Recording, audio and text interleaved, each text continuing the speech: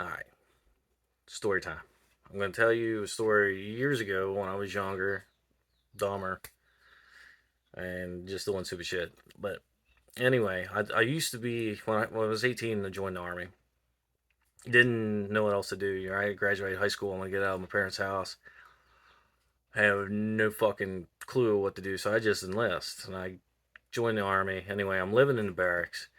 And when you live in the barracks in the army, you stay there till you're either married or I think it was E6 or something like that because you lived in the barracks. And I think that's why the divorce rate's so high.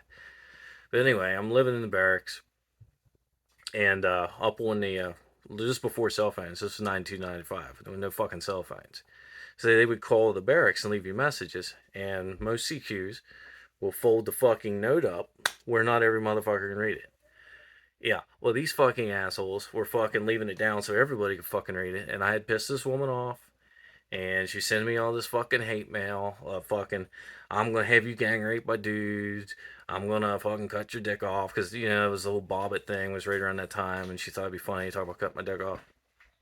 Anyway, this shit goes on for like a week or two, and I'm like, just like, read it, throw it away, I figure this shit's over. Yeah, well, the next one said, I give you $100 to come over. I'm like, sounds like a trap. Sounds like a fucking trap.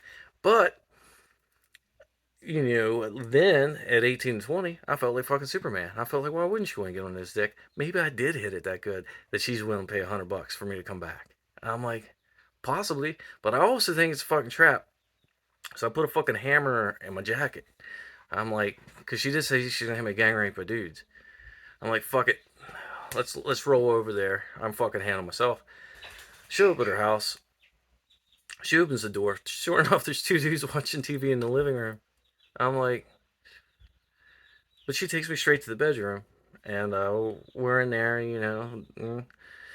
and you hear another woman's voice out in the hallway. So she goes, she said, "Hold on a minute." I don't even remember that bitch's name, but she goes out, and they're talking really loud, like they're trying to talk loud so I fucking hear it. Talk about how she got a boy toy in the bedroom and all this stuff. We're gonna do all this stuff, and I'm like, yeah, there's two fucking dudes in the living room. Oh, but you want to fucking? I'm like, no, no, this is a fucking setup. I'm gonna get gang raped. She did say one of the messages about shoving stuff up my ass, and I don't want under my ass. So I decide to leave. I got the fucking window, fucking roll, and that was the closest I ever come to the threesome.